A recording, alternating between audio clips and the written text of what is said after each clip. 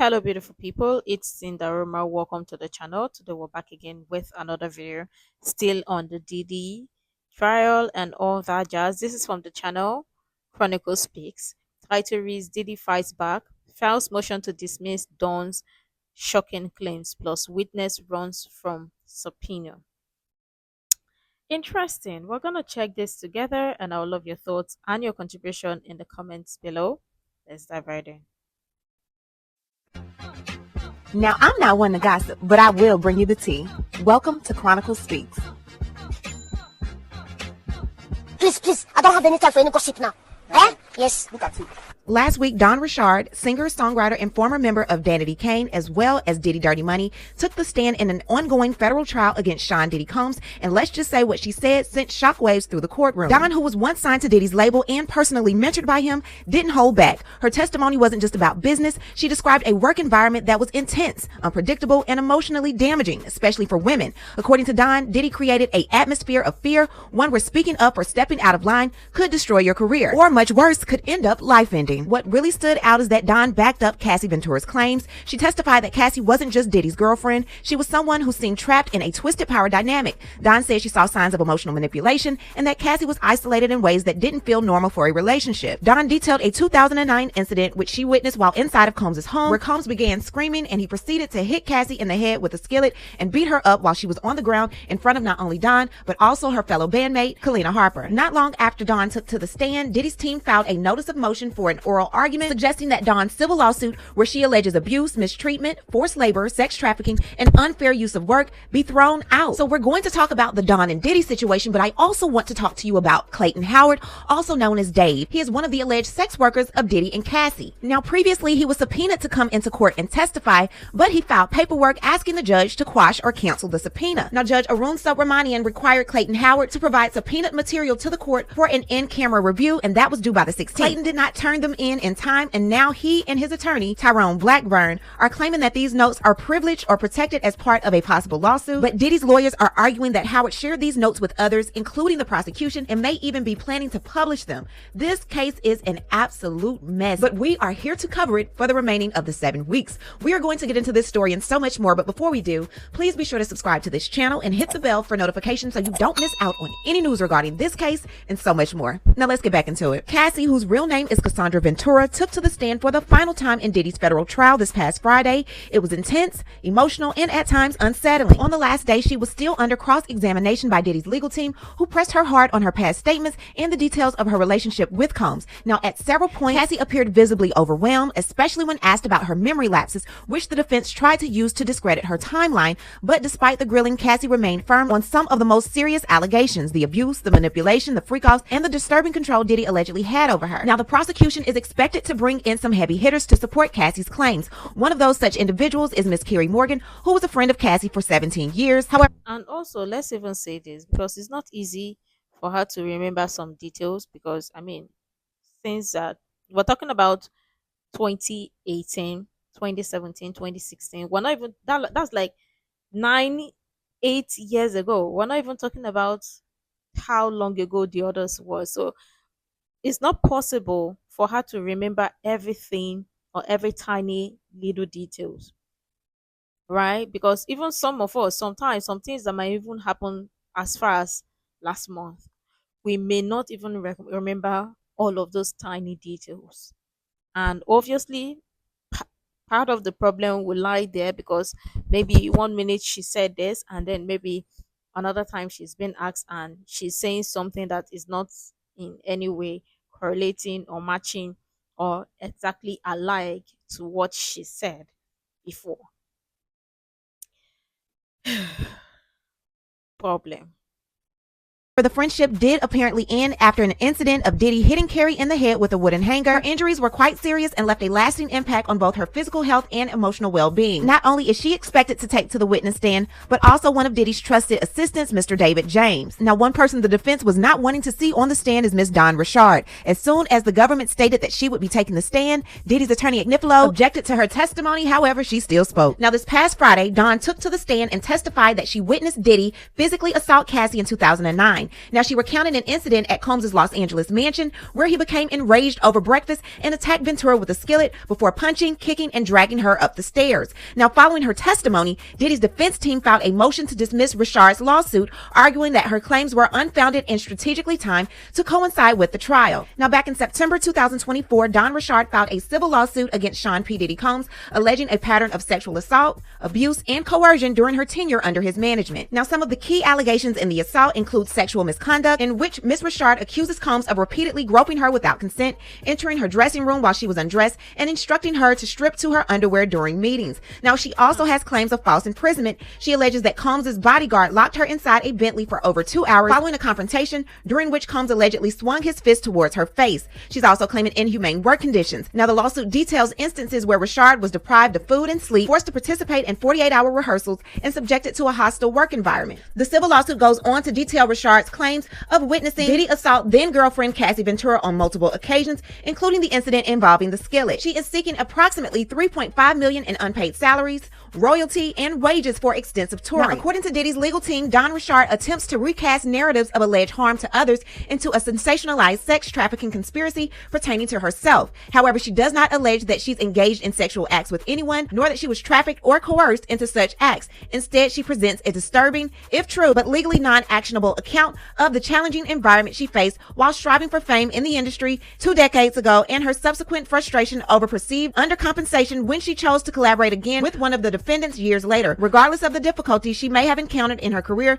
there is no legal foundation to hold every music industry professional she interacted with liable for these experiences. The allegations in the first amended complaint fail to establish any legal and cognizable injury specific to the plaintiff. Now, according to Diddy's team, the alleged abuse occurred between 2004 and 2011, but the lawsuit wasn't filed until late 2024. The statutes of limitations for most of her claims range from 1 to 10 years, meaning they've expired long ago. Richard's attempt to revive her claim under a 2022 New York City law is argued to be preemptive by state law and therefore invalid. They go on to say that Richard does not allege she engaged in sex acts, nor that she was forced or trafficked into doing so. Instead, she recounts being overworked, underpaid, or mistreated, which the defense says does not meet the legal standard for sex trafficking or forced labor under federal law. They state and provide multiple agreements over the years releasing these defendants from legal claims. These contracts include broad releases of liability, and the defense says they legally bar many of her claims now. Okay, so this first agreement is a standard recording contract between Don Richard and Bad Boy Records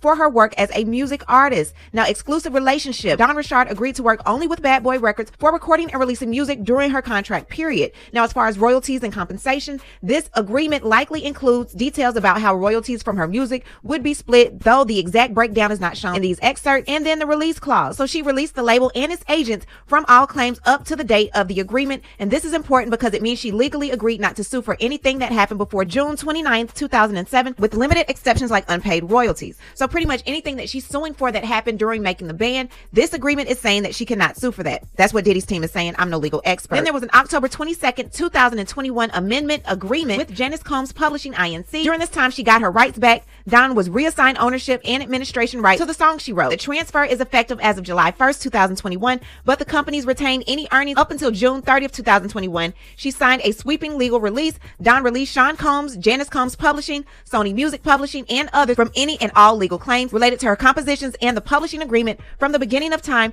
through the signing date of July 1st, 2021. This includes known and unknown claims, even those that might arise later. Pretty much Diddy's team is stating that she signed an agreement that Diddy would keep all of the funds, all of the royalties from her music before her publishing was released back to her in 2021. So what does this mean for Dawn's lawsuit? If her current lawsuit includes claims that happened before mid-2007, the 2007 recording contract may block those claims. Now, the 2021 publishing agreement could block any publishing related claims and even some broader allegations because of the extremely broad release language. By signing a 2021 agreement that gave her rights back, released Combs and agreed not to sue, then filing a lawsuit later, Dawn opens herself up to legal claims that she breached this agreement. This is all according to Diddy's team, not myself. I am not a legal expert. In my opinion, Diddy and his legal team had all of this in their arsenal and was waiting to see if Don was going to take the stand in his federal case, and when she did, he contacted his civil legal team and told them, let her rip. Now let's get into Clayton Howard. Yes, this is how they usually get all of these people. And sometimes, some of this, like recording artists signed to record labels and all that jazz, sometimes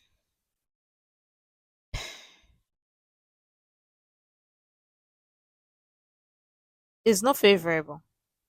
Even though sometimes you want to leave, it's not favorable. And many people question how many people who signed to a record label who successfully left with with all of their royalties. Like how many people successfully left and had their royalties, not some percentages, all of it. Let me know what you think because this sometimes can be tricky.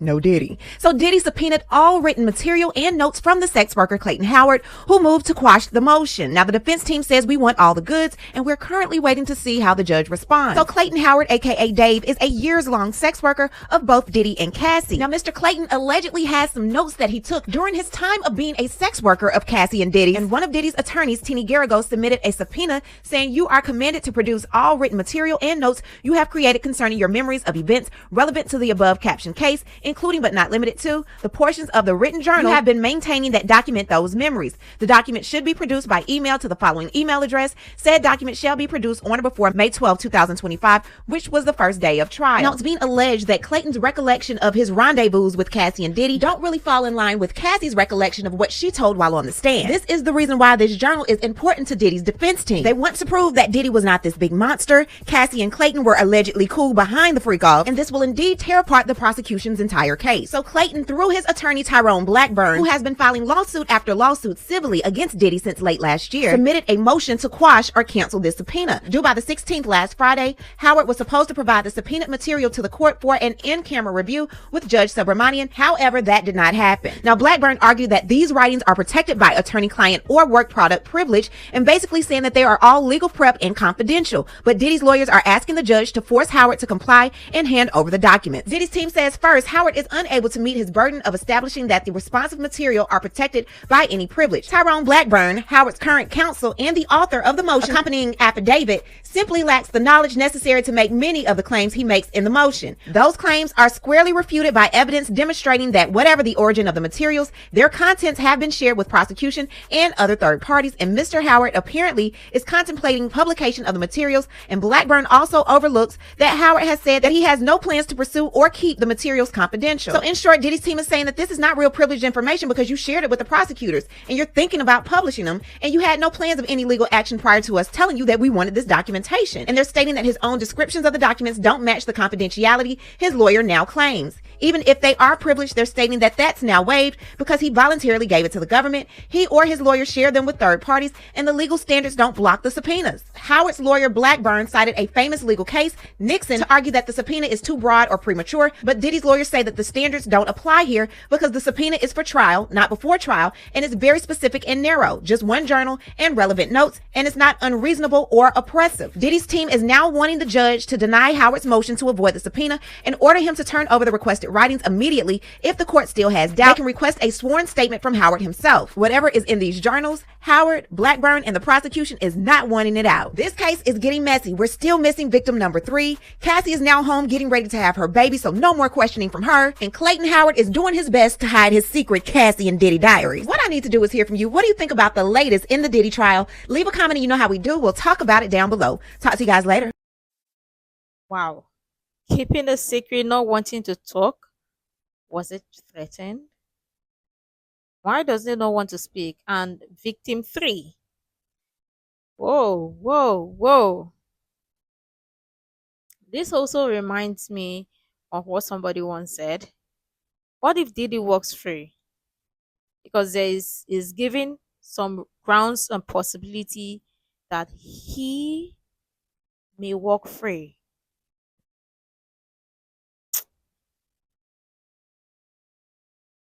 Who knows? But again, I still believe that things might likely change.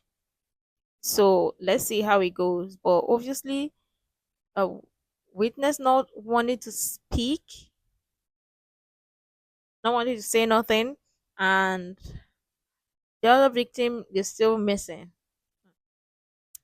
It's really sauce from every angle, and lots of people have been saying like, okay, there's a high possibility or high tendency for Diddy to walk free of this, all of the allegations. against him.